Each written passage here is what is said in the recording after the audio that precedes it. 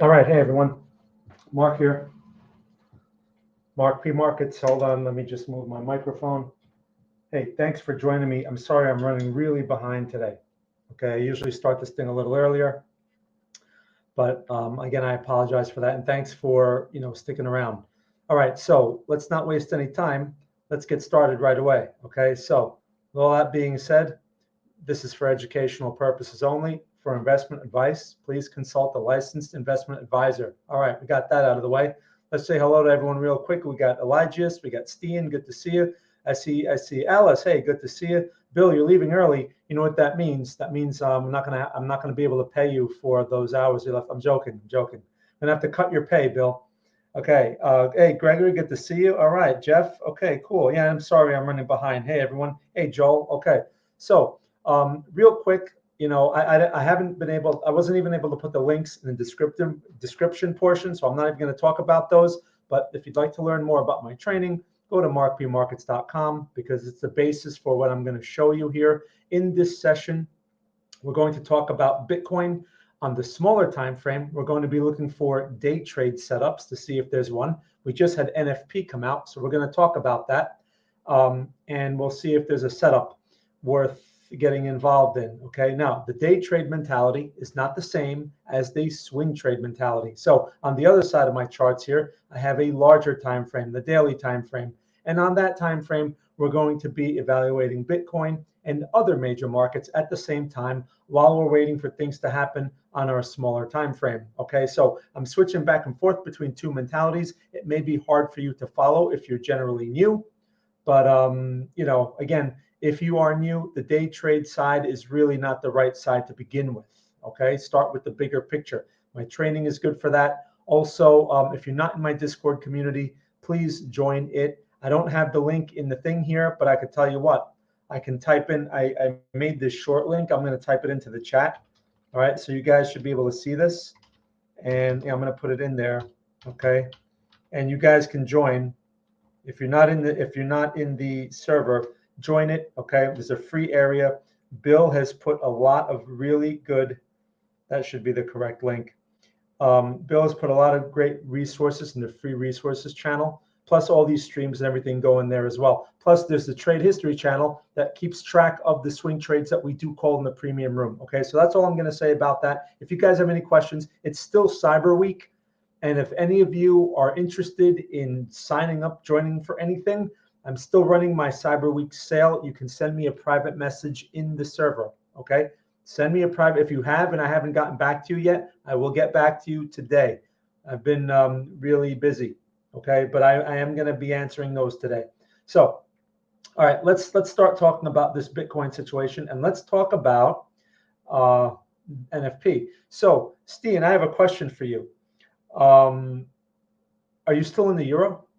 Is what I want to know, because that thing went but it went almost. I mean, I'm still actually in it, believe it or not. It was 0.8 of a pip to my stop. Okay, it's ridiculous, ridiculous. I hope you're still in it, but we have to talk about that. All right, so let's. So before we get into the bigger picture stuff, I want to, we're going to expand this chart over here, right? This is the Bitcoin chart on a 30-minute. Now, again, so now we're going to switch to the day trade mentality.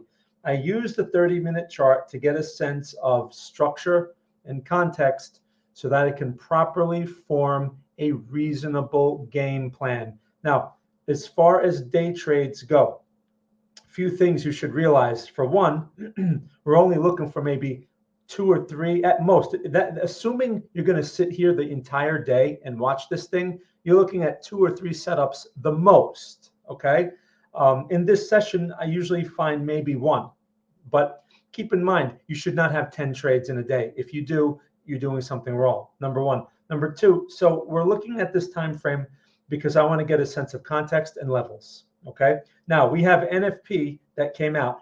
I don't know what the actual result was, but I can see it was not bullish, okay? Because I know that this thing is highly correlated to the NASDAQ. We'll look at the NASDAQ in a moment, but I'm sure that the S&P and NASDAQ got hammered a little bit because of this. I can see it just by looking at this Bitcoin candle, right? So negative NFP. Again, I don't care what the details are. And that also kind of goes back to what we had with Powell on Wednesday. That was complete nonsense. The market overreacted, in my opinion. And that was basically, I interpret it as that was his Christmas gift to the market. Oh, I'll say something dovish so everyone can make a little money and everyone won't be so miserable. I don't know. I mean, I know that's just a really far-fetched opinion, but it was like a Christmas gift because what he said was really not game changing. It certainly wasn't trend changing, right? So please keep that in mind. I think it was just a gift. And now back to reality with NFP. Okay, bad NFP. And you know, here's the thing. I don't know what the numbers are, but I'm willing to bet that there was greater job creation or there were more jobs. And you're like, how is that bad? That's a good thing, isn't it? Is that good for the economy? It's conventionally a good thing, but it's not good in this context because it means inflation. And Powell just finished saying that he's going to raise rates at a smaller pace, okay, than expected. But now, if these numbers keep coming out hot, that takes away from that argument. It doesn't matter what he says. They talk the market, right? He can talk the market and he'll talk it. And then when reality comes, he'll change his mind. Oh, well, you know, yeah, we made a mistake. Remember that speech from a couple of years ago? Oh, we made a mistake. We thought inflation was going to be transitory. Remember that? Okay, he said that. Also, no one remembers this one either. But just as far as irrational behavior, it was I think it was the Friday before Christmas, or it was around there a year ago. Okay, he had a speech. I mean, it was right in the middle of the holiday. No one was paying attention. He had a speech, and in that speech, he said he was going to raise rates. The market ignored him. Ignored him. The market, there was no reaction at all. And he said he was going to raise rates. But of course, they strategically placed that meeting at a time when most people were not paying attention. They were still, you know, complacent with their optimism nonsense from the holidays. So the market kind of shrugged it off, right? There was no reaction to that. Meanwhile, you know, that was a significant change. So I bring that up because that is what I mean by, you know, some sort of important change that the market may or may not react to. In this case, when he had his speech on Wednesday, that was not a very significant change, and we had a dramatic reaction. So irrational behavior, right? That's what this goes back to. And markets are filled with that, especially during a optimistic time. Seasonally, this is an optimistic time. If lots and lots of people are happy and complacent and they're having parties and they're enjoying themselves and all in this and all that, that is going to likely express itself in the markets. How can that be? The markets are a derivative of human behavior. Don't forget that. Okay, now back to this. So let's talk about reality here. Trust me, I don't want to be a bear. Okay, I like to be a bull. But if the market tells me otherwise, I listen to the market. I listen to price. So back to this Bitcoin. Let's formulate our day trade game plan. So we have this bearish candle, outside candle, whatever. Came after this 30-minute bearish pin bar. These levels, if you notice, these levels on my chart are from yesterday's analysis, right? I leave them on the chart. So, I mean, look how significant they were going forward after yesterday. Interesting, right? Support broke, became a resistance. That resistance is now established nicely. Second time NFP comes out and this thing sells off dramatically, right? Off of that level. Okay, fine. So we know where resistance is. Look at the support. Same story. Interesting, right? Fine. The buying activity has stepped in right now on the 30-minute. This was an old resistance. Look back here. And now it's acting as a support. My students should know why that's the case. Okay. So anyway, that's the way the structure is. Right now, we are fooling around near a support level. So again, I'm starting to formulate my game plan, my context. I want to be a buyer near supports, but I can't ignore this momentum, right? But at the same time, I can't ignore the larger structure. This is a broader higher low so far. Okay, so this entire section here is just a consolidation. It's a higher low in the eyes of the bigger picture. This thing can reasonably test the high part of the range again. So if I'm going to take any longs, that's going to be my profit target area. Does that make sense? If I'm going to be going short, I would prefer to get short somewhere in this area. That means I don't want to get short here in this area where this is the Captain Obvious location. This is where all the people who follow their nonsense oscillators and all that other stuff, that's where they get short because it's obvious. It's a very risky place. It can work if you have a lot of momentum behind you. It can work if a catalyst comes out and helps you along, but the probability is low. So I'm more interested in the probability, okay? Not in what you see. What you see most of the time, this is old news. So you have to think ahead. You have to be thinking here, right, in this area. This is where you have to be thinking, not here, not behind. So basically, in this location, I'm interested in longs. All right, but I have to be careful because I have this bearish momentum right behind me. Okay, it's like right there. So we'll see if the momentum continues, then what do we do, right? Because again, it's a risky area for shorts. What do we do? Nothing. I'm not going to short this location. It's very risky. Okay, I want probability to be a little bit more in my favor. If I'm going to look for another long, if this breaks, all right, and this thing just sells off and that thing breaks, I'm going to be looking for longs in this area here, possibly. Okay, that's the next support area. I don't even have to draw the lines on the chart. They're still active from yesterday. All right, does that make sense to you guys? Okay, hey, Han. All right, cool. And I see Jay, good to see you. Alice, all right, I said hi to everyone. So let's now move over to the 5-minute chart. So basically, our conclusion on this time frame is general structure is bullish, right, over the previous few days. We're fooling around at a support. Generally, supports should hold in this type of environment, right? So I have two supports to deal with, the one we're at now or the one just below, which is, what is this level? The 16,750 area, that area. You know, and my resistances start up here at 17 even, okay? 17 even.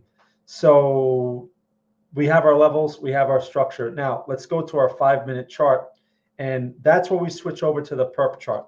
Okay, we're going to switch over here because right now this is on Bitstamp. We're going to switch this over to BTC perp. Okay, that's the perpetual futures contract.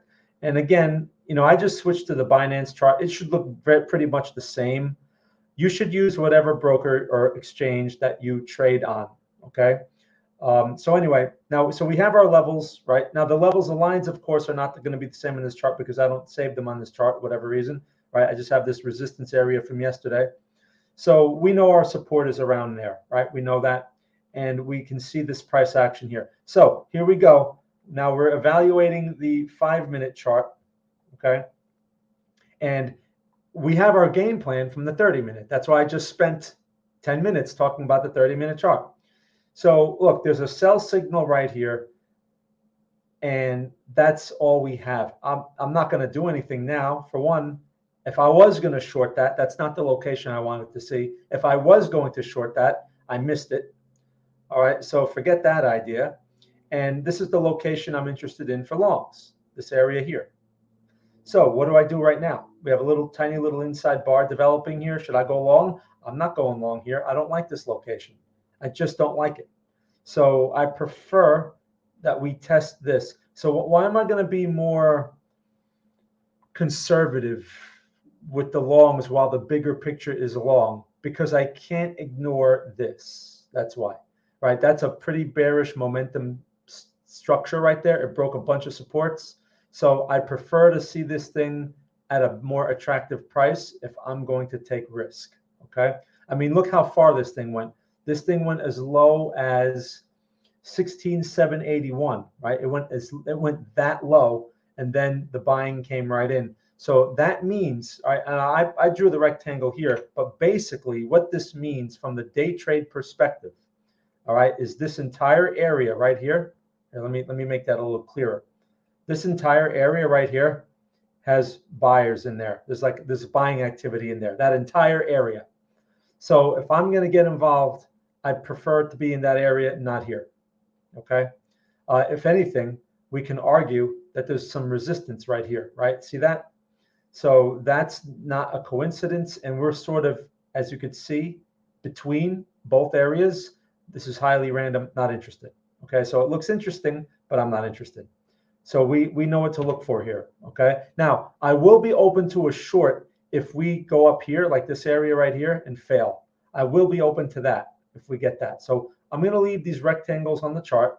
All right, and we'll see how this thing plays out while I talk about the bigger picture. Okay, you guys clear on that? Okay, so let's minimize this chart here, and we're going to keep an eye on this while we now go to the bigger picture. So the bigger picture here is the daily time frame. The purpose of, again, the daily time frame is for swing trade perspective. Okay, Steen never answered me. I guess I don't know if you're still there, Steen. I hope you're still in that euro trade. All right, anyway, so let's talk about Bitcoin, right? First, on the bigger picture, we had this bearish candle develop, okay? And then we have NFP come out today. And this actually generated a sell signal on the bigger picture, but I'm not calling that. And I said this earlier in the week that I'm not calling sell signals in this area. Why? Can anyone tell me? This is the interactive portion of the stream here. Can anyone tell me why I'm not calling sell signals in this area? I've gone over it a few times. Most of you have seen all of these streams, so there has to be someone here who knows the answer to that. Okay, why? Why am I not interested in selling this area? I'll wait because I know there's a little bit of a, there's some time that takes before you guys hear my message and then whatever. So I'm not interested in that area, all right? But there is a sell signal. So for people that are really aggressive and you want to give that a try, I mean, the signal, the actual entry was 16,852. Mid-range, Will says. Will, that's a very good answer. Who else? Gregory. Higher highs, higher lows. No, Gregory, that's not the answer. Will got it. The midpoint, right? I said this 10,000 times. Not interested in the midpoint. Highly random here. Higher high, higher low. Yeah, that is true. But the problem is you have to look at the bigger picture, okay? This higher high, higher low situation would be more appropriate for smaller time frame thinking like day trades. The bigger picture, right, says consolidation. And I've been talking about this over and over. We're at the midpoint of that consolidation. Anything can happen here. You can flip a coin and get the same result, right? So I'm not going to sit here and try to be Captain Obvious. I'm interested in shorts up here, the 18Ks, which means it needs to rally another 1,000 points for me to even think about shorting it or calling a short. Again, I don't personally short Bitcoin. I always make that clear, but I will call the signal for those that are interested in it if it develops.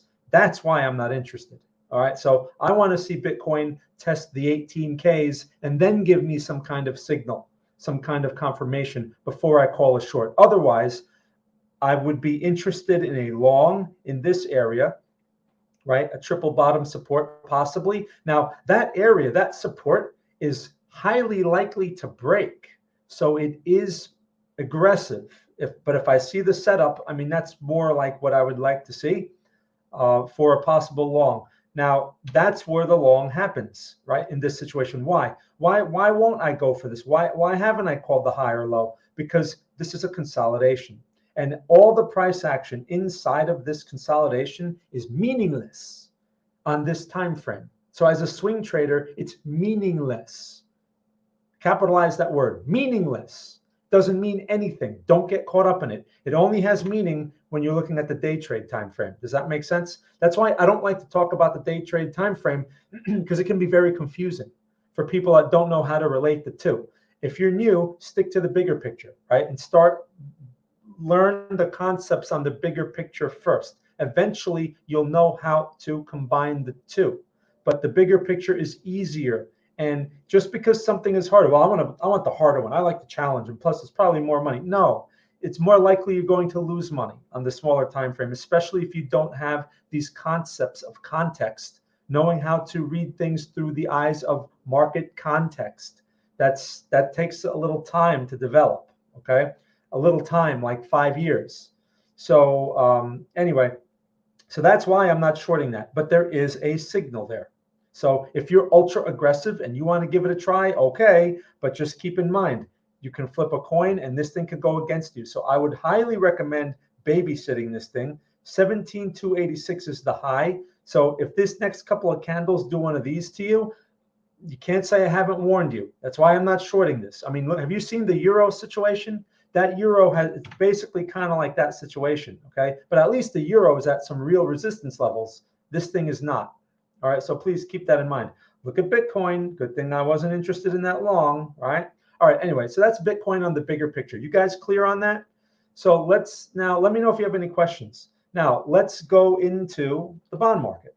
So now that we have our economic events out of the way, what a surprise, right? What was I saying yesterday about the bond market? And what was I saying on Wednesday about the bond market? Do you guys remember? I hope you guys have been taking notes. Do you guys remember? What was I saying?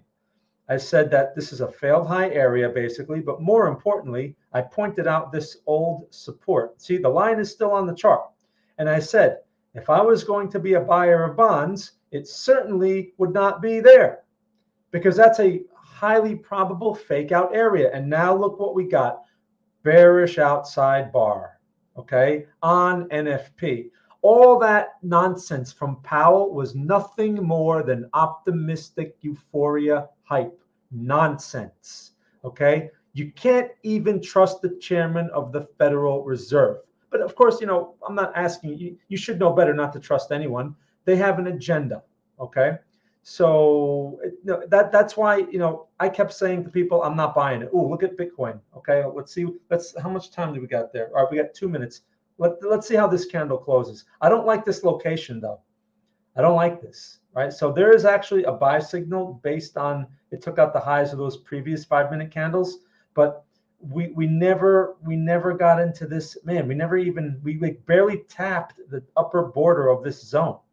All right, let's be patient. All right, so like I'll react to visually, like when I see something, oh, look at that. But I'm not taking trades, as you notice. That's the wrong kind of reaction, right? I can look at something, it catches my attention, but that's about as far as it goes, okay? So anyway, back to the bonds, look at that. So like I said, the bonds have a long way to go before they do something of notable, of material action. But I mean, like, you know, they have a long way to go before they tell us that something is actually changing. This is nonsense here, right? And this is still likely to test the midpoint or the low part of this range. And if that's the case, that means rates are somewhat stabilizing, but if they're going to be fluctuating inside of a range, what does that say?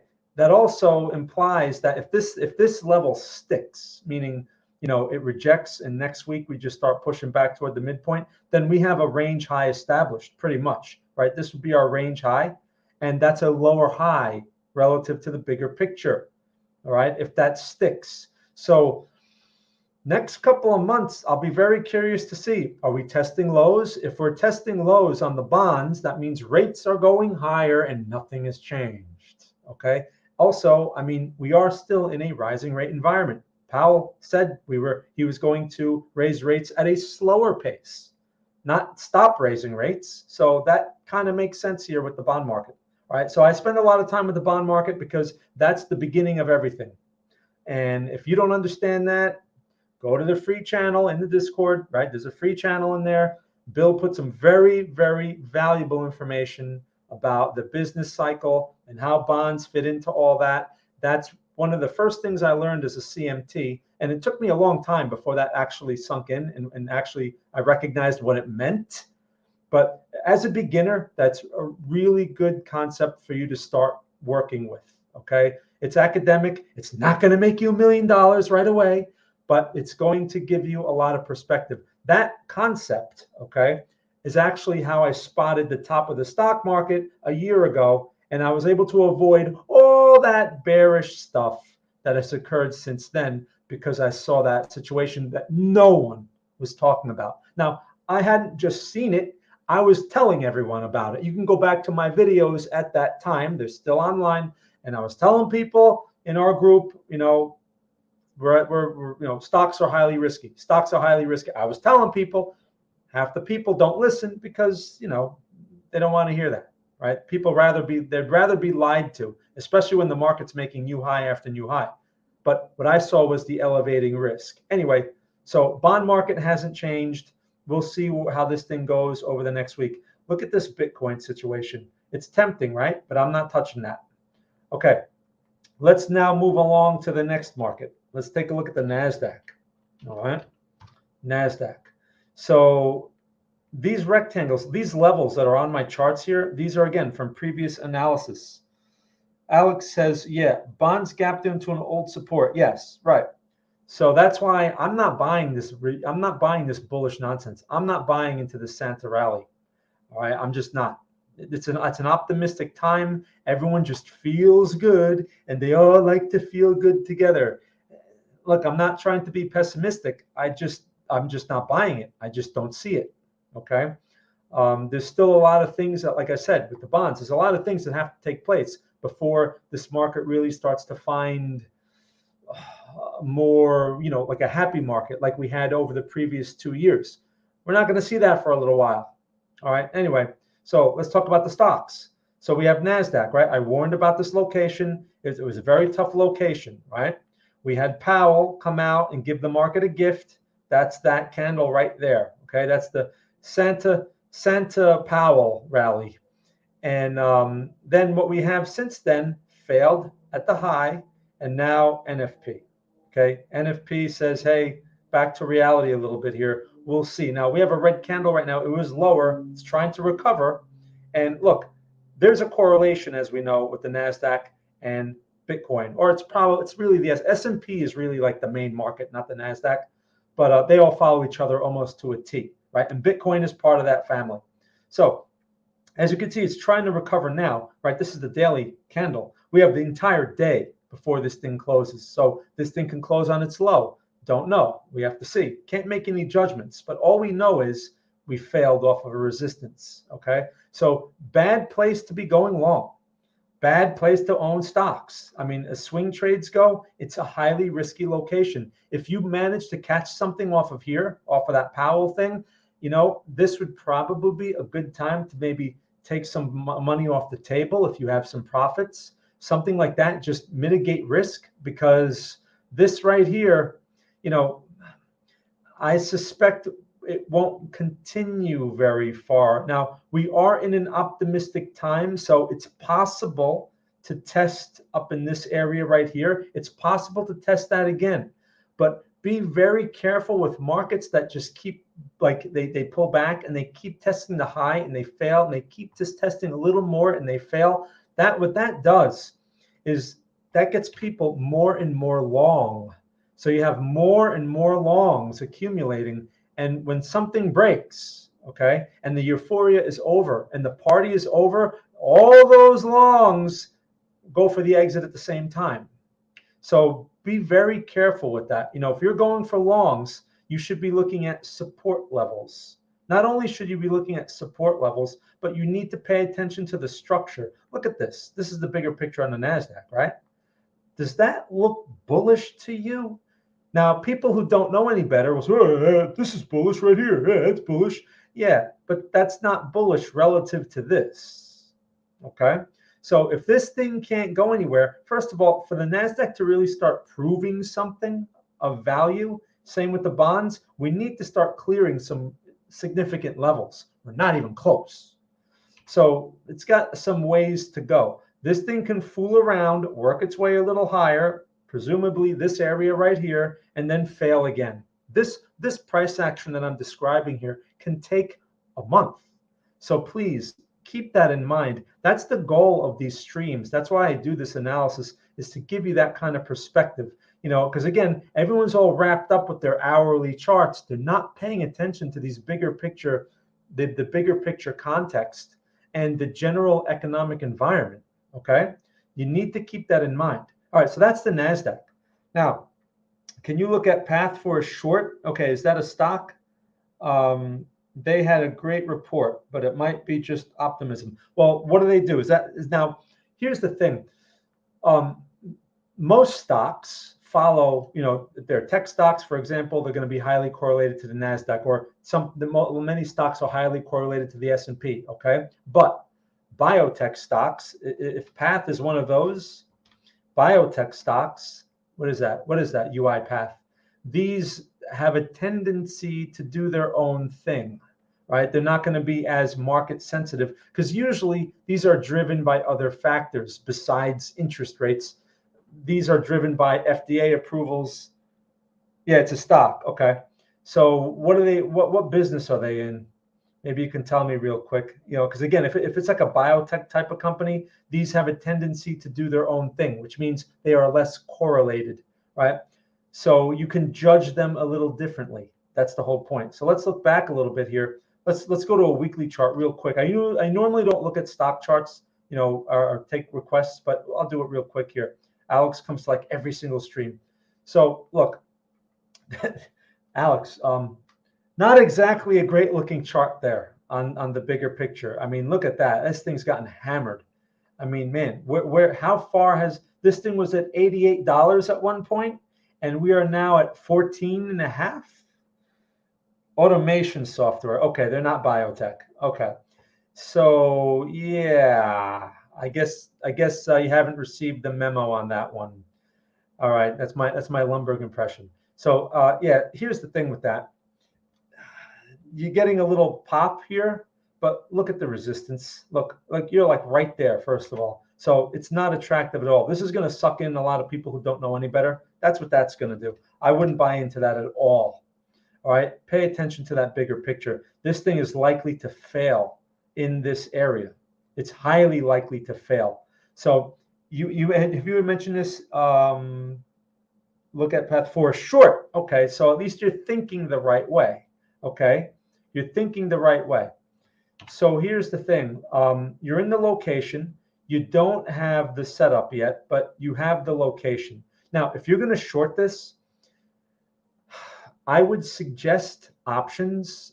If you're not familiar with options, then you're going to have to go the way you're familiar with. But options provide very good risk control. Okay. Now I'm not talking about buy a 5-cent option and you're going to make 1,000,000%. Not one of those. Only morons believe that kind of stuff. And I know you're not a moron. So something like that, like a vertical spread, a bear spread, you buy a put and sell a put below it. Something like that. If you don't understand that, then you have to do what you understand. Something like that, you'd have to go maybe 2 or 3 months out of time value. You'd have to do something like that. You're buying a put, so it's going to cost you money, and you're selling a put below it, which reduces the cost of your put. Your profit potential is limited, but your risk is even more limited, right? That's the whole idea. So if this thing goes against you and this thing gaps for whatever reason, you can't lose more than the spread of the cost. I'm sorry, the cost of the option you paid for. Anyway, I'm not going to teach options, but I am going to be putting some more information, or I'm going to have some information going through my learners channels for options, because I know there's a lot of interest in options. I know Alice is interested, and there's a bunch of people interested. You should have a basic idea of how options work. You should, whether you use them or not, you should.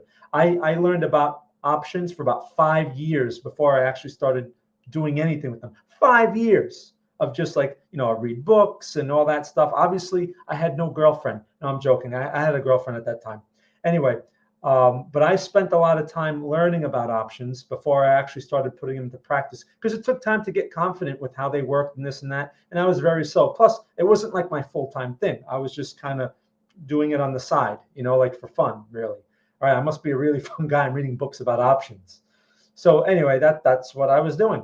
So my point is, if you're going to short the shares outright, you have you have gap risk, and there's all kinds of things that can go wrong with that. That's why I prefer options. Anyway, but you have the right idea, and you're in a good location. The bigger picture is what counts here. This little structure, I believe, is just, nonsense because of the bigger picture. Okay, Bitcoin, I'm watching inside bar, sell signal developing. But what's the problem here, people? You tell me, if you guys have been paying attention to what I said earlier, to the game plan, what's the problem here? Why won't I take that short? Can anyone tell me? Why won't I take that short? It's a setup, and but there's something missing. Can anyone tell me? All right, so I want to put that question out there about Bitcoin. Why won't I take that short? Now, while you guys are answering that question, let's go back to the bigger picture. So that was Path, Alex. Okay, cool, no problem. And I'm glad you have the right idea. You certainly have the right idea. All right, let's move along to dollar index. Okay. Now, so Jeff says mid-range, highly random. Yeah, you guys got it. Well, mid-range, highly random, that's the same thing, right? Midpoint. This basically, this blank area, right? This area without a rectangle is highly random. Anything can happen here. So you see 1 minute it looks like a long, now it looks like a short. Okay. Anyone that's taking this, especially on 1 minute, on a 1 minute time frame, will be going nuts and spending all kinds of money on costs for no reason. There's nothing going on here. Okay. This is just random price action. So I have my levels thought out in advance. I want to see Bitcoin in this area for possible long. Of course, that has to come along with a setup, because if there's no setup, I do nothing. If I'm going to go short, I drew this rectangle here for a reason, right? I want to see it up in there. We kind of tapped it, but that's not enough because we're right back inside the area. I want to see the setup develop here, not touch it. I want to see the setup develop, okay? In this whole area, right? That's where I want to see the setup develop. If I don't get it there, I got nothing to do.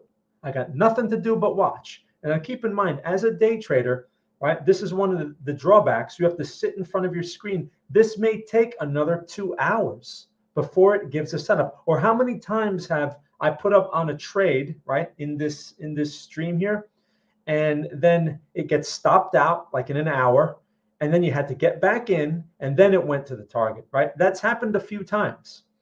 That's the nature of this game. I know it sucks, but that's the market. You have to go on. You have to work on the market schedule, not on yours. Okay.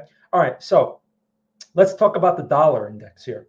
Now look at this. I've been dollar bullish. Look at all these lines that I've been drawing here, right? These are from previous levels. We are in a failed low location. We have the candle developing. We have to see how it closes, but that's a buy signal developing on the dollar index. We take out this candle high on the dollar, 105.58. If it closes like this, we take that out by Sunday night or Monday. We have another buy signal in this thing, right? In an overlapping area.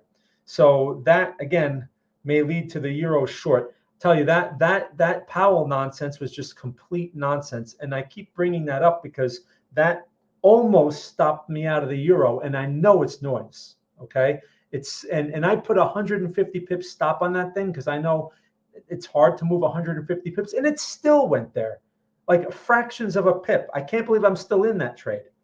Okay, so anyway, but the dollar is turning here, and that's not unreasonable. This is a bad place to be shorting the dollar. Let's just go to the weekly chart. I review the dollar every day. We look at the weekly chart. Look at that chart. Just if we had no idea that this was the dollar, okay, if I told you this was Bitcoin, you would go, oh, that's a pullback. We should be thinking about buying it, right? That's what we should be thinking, whether we're buying it or not. We should at least be thinking that. We should not be thinking bearish because there's nothing bearish here. Okay, this is just a pullback in a broader bullish market. That's all that is. It's a dramatic pullback, but that's all it is. This is not a trend change. It's not a trend reversal, not yet. So as long as that's the case, it's reasonable for me to expect another test of high, or at least a test of this area here. That's worth a couple of hundred pips on the euro. That's why I'm going to have to, if I get stopped out of this euro, I'm going to have to short it again. Now, here's the thing with that euro. You say, oh, you're fighting the trend. I'm not fighting the trend. It's noise because the trend, I just showed it to you, right? The trend is bullish on the dollar still, which means it's bearish on euro still. Okay, even though it's very noisy. Yeah. So we'll see. Maybe the dollar changes, over the next few months. But right now, I can't make that judgment. I cannot make that assumption because there's no evidence there. Okay. So now that's the dollar, right? Let's jump over to the euro, which is the inverse. So here's this euro. Right now, the thing with the euro and the learning opportunity for the euro really is trade management, because my 2 euro trades that I've had, right? This one is still in line. This one is actually still in play. Look at the high here, 105.44.9, 44.9 on FXCM. I don't use FXCM, but on my broker it was 44.8. Okay, because I checked, and my stop is at 45. So I don't know how. Usually you get stopped out on those. Usually the broker takes advantage and you get stopped out. Somehow I'm still in it.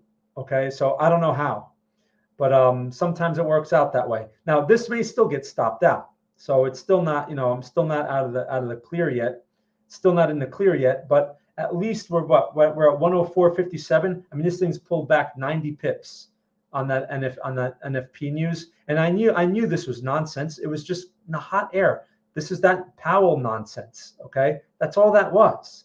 And the euro hasn't changed, just like the dollar hasn't changed. It's inverse. So if that dollar rallies, this thing will pull back and maybe the trade will work out.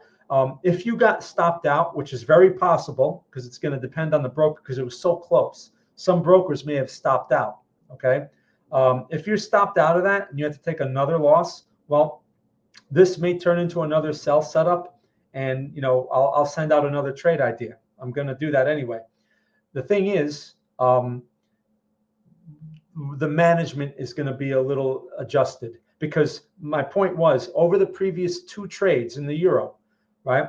There was an opportunity to get out for break even. Forget the profit. Both trades were worth. This trade was actually worth 100 pips before it turned into this mess.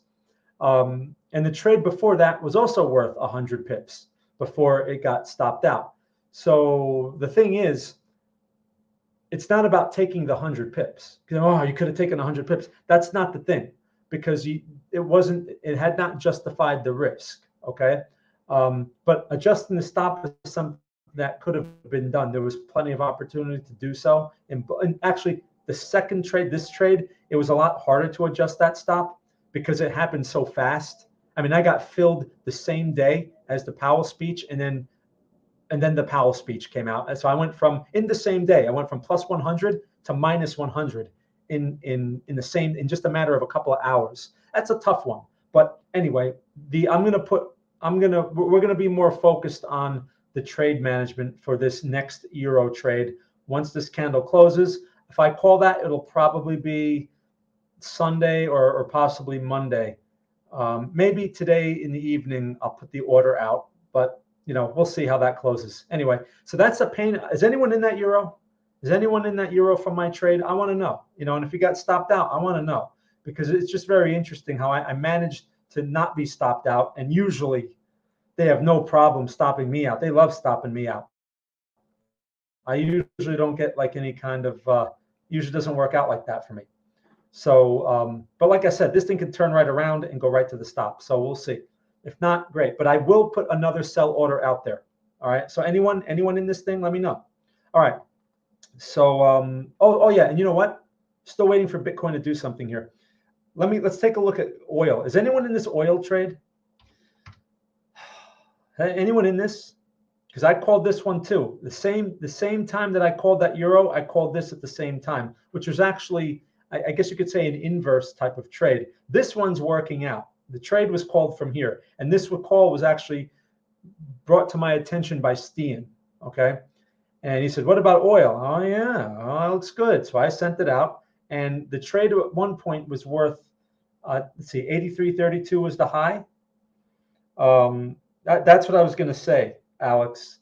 77.82. We're in from, I think, 77.85. I think it is. I forget the exact price, but we're in from the break of that high, right? So something like oil, there's no sell signal. You have a setup right there, the bearish candle, but in this candle's trying to be bullish. Here's what I'm going to say about oil. If you're in this, if you have multiple contracts, definitely take something off the table. Because first of all, what's the risk reward on this trade? Well, the risk was 77.85 or whatever, and that was the high. The low is 73.59. I believe I put it at 72.85, right? I believe it was 5 points of risk, I believe, is what I took on this trade. I can't remember the exact number. If you look in the signal channel, you'll see the exact number in there. Okay. Now, so if this trade is at 5 points or more, that's 1-to-1 reward risk. I actually targeted 2-to-1 reward risk on this trade, which, it's a little aggressive. But if you're at 1-to-1, if you're in this thing, especially in this environment, either take the whole thing off, take half of it off, right? Or the other thing you do is move the stop. So if your stop is originally here, move it to here. All right, move the stop. If you're at 1-to-1, move the stop. I should put this in the channel, but I'm telling you here first for people that are watching this.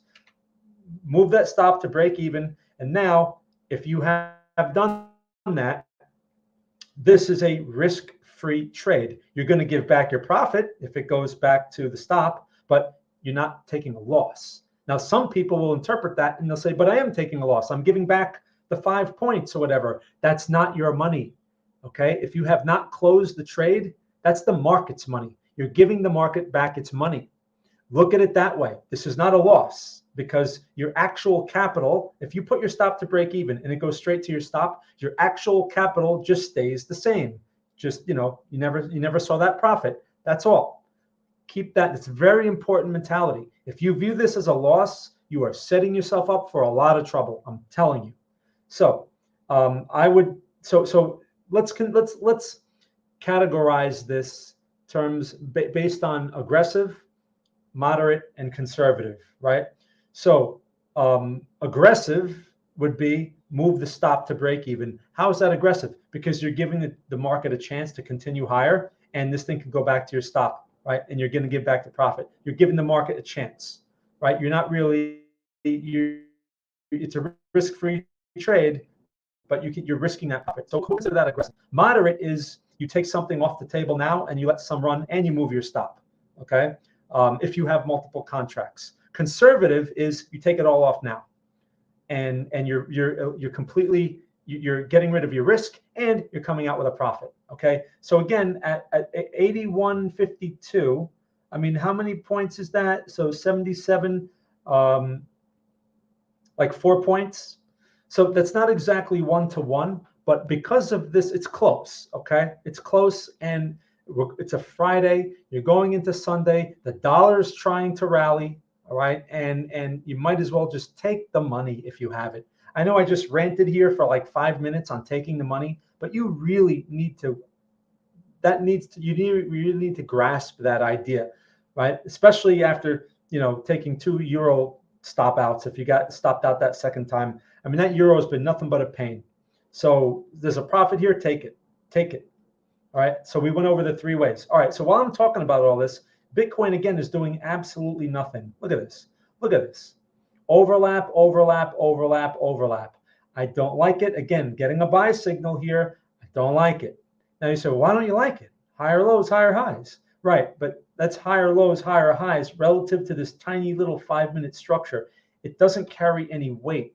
All right. Meanwhile, you have NFP mother bar over here, and that carries the weight. So I am not interested in taking along at a random location like that. I'm just not interested. Sometimes it's going to happen. I'd rather be out than get into a trade just for the sake of putting on a trade and then having it get stopped out. Okay. It means risk in the higher risk area. Okay, hold on. Good question, Gregory. Some faux that, I believe.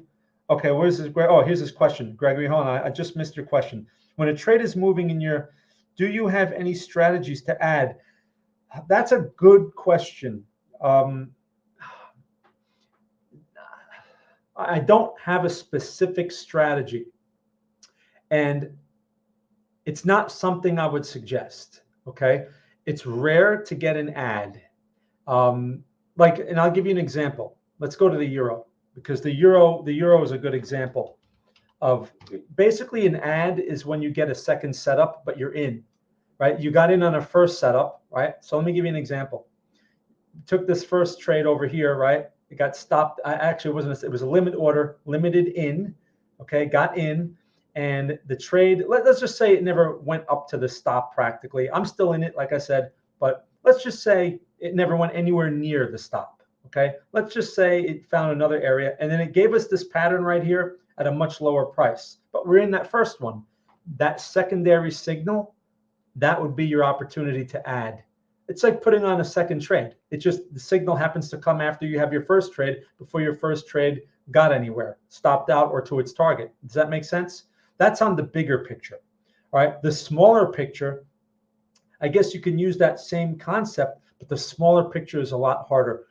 Things can change so fast. That's why you're better off when it comes to day trades, taking all your size at the initial trade, buy it all at the, initially, and then get out while you have, opportunity to get out for, risk, equal reward risk, or a little bit greater than 1-to-1, that kind of thing.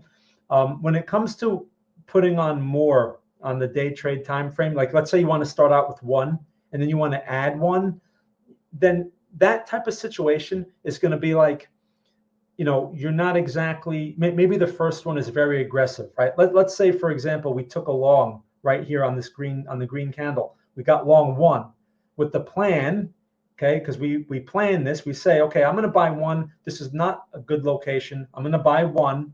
And if we pull back, but we don't go to the stop and we get another signal, I'll put on my second one instead of buying 2 at a bad location. Does that make sense? So you can think of it that way as well. Rather than, buying 2 at an ideal location.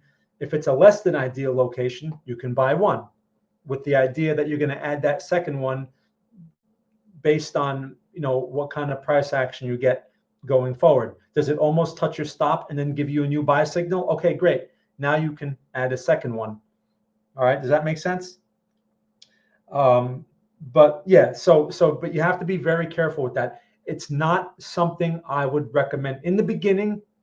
I just explained it to you, and the words may make sense, but it's very hard to put into practice. Okay. And a lot of times that second one, you'll have 2 of them on, get stopped out, and then you're going to get into that situation where now you're going to have to try to make that money back, right? You're going to feel compelled, and now you're going to put on 2 or 3 contracts or whatever, and then you're going to just get yourself into trouble. So, I suggest practicing it on paper. Don't do it with real money, because it takes some time before you get comfortable with the idea. Also, if you're going to play that game, you should probably play it on the swing trade time frame first. If you're going to play it with real money, do not play it on the day trade time frame. You're going to get yourself into trouble. Right? If you don't have a lot of experience, it can get messy. Trust me. I've spent years making those kind of mistakes, trying to play with size, thinking, I'll just average into a position on the day trade time frame. And let me tell you, it always got me into trouble, and I threw lots of money out the window completely unnecessarily, and it sucked. Okay. And on top of that, the loss of confidence that comes along with that is even worse. So I'm giving you good advice here. Okay. So anyway, but hopefully that answers your question. Good question. Good question. So again, people, if you're generally new, oh yeah, by the way, Gregory, you get my link that I sent you to the training, to the student meeting video. You get that link? I sent it specifically to you. I hope you got it. I'm going to put it in the learner channel, but I wanted to make certain people, like Gregory asked, he just joined, so I wanted certain people to get that link right away. Okay, cool. Were you able to watch it at all? I'm going to schedule another one of those, because again, for students, I do those every month. Okay, for just students. It's like, if you don't know what that is, Gregory knows now. Okay, cool. Okay, good. Those are very good meetings, because it's really going to give you a lot of reinforcement for the training program. Because I went over like examples between steps 1 and 3 on there, and it's going to give you a lot of reinforcement. But the real value of those sessions is for you to come ask me specific questions about the content, maybe something you're unsure of, maybe something you want to see more examples of, maybe you want to share some of your homework assignments or whatever. It's almost like a one-on-one session. In fact, Stian got a one-on-one session a couple of weeks ago when I scheduled my first one. So it's a very valuable session to really get some good answers to questions and to really build a more solid knowledge base, okay, with the techniques, because you have to get very familiar. My training program is very fluff free, and I made it so that less is more. A lot of people don't like that. They don't appreciate that. They think more is better. So they'd rather spend $1,000 on a lot of fluff. I always bring up that example. My program is the complete opposite. That's why people don't like to buy it. And because they think that, oh yeah, I can learn this stuff. It's basic, but there's a lot of little details in there that really focus you on the most valuable information that you can pull from these charts. Now, again, charting is just one aspect of the puzzle. It's just one puzzle piece of the puzzle. Charting is not everything. My program focuses on charting because that's, a good, you need to have a good grasp on that, but there's context, right? There's economic context. There's things like that we can go over those kind of things in the student meeting, right? That's the whole idea. So I would like to update my program and start and put some more contextual things in there, like the economic cycle and some more academic stuff, but I just don't have the time right now. But at least I can address those things and explain them in great detail in real time during those meetings. So I will schedule the next one, and when I do, you'll have the date, okay? And everyone will have the date, and I'm hoping to see more people there, okay? I know it's not always the most convenient for everyone, but I try to do those like at the same time that I stream on Mondays, at 3:00 in the afternoon. That seems to be convenient for a decent amount of people. I don't know where you're located, Gregory, but usually 3:00 Eastern time, around there is when I schedule those. Okay, so we'll see. When I come up with a date, you'll be the first to know, or my students will be the first to know. So cool, good question. All right, any other questions? Bitcoin's given us nothing today. So people here, I'm going to do this. NSX USD. Get into this exercise, right? Go to your 5-minute NASDAQ and compare. All right, compare. We were doing this yesterday as well.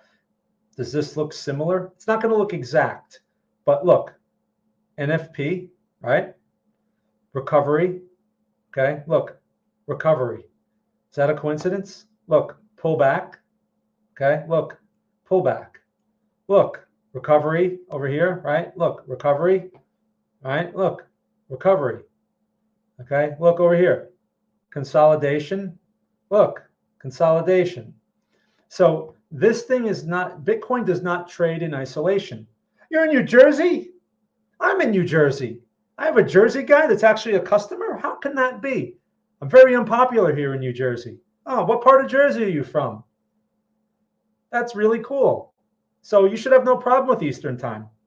All right, you're in the same time zone and you're in the same miserable weather as I am. Today is not too bad, but I'm not a big fan of New Jersey weather. What part of Jersey are you? I mean, you don't have to tell me here if you don't want to, but I'm surprised. No one follows me from New Jersey. Oh, I don't know where that is. That must be west somewhere. That must be like west. I only know the New Jersey I know is like the eastern New Jersey, like where I'm upper, by New York City area, right? Northern New Jersey. That's where I'm from. Anything that goes too far south. Oh, central. Okay. Anything that goes too far south, like once you start getting into like, just going too far. I don't know what's going on there. I know Collingswood.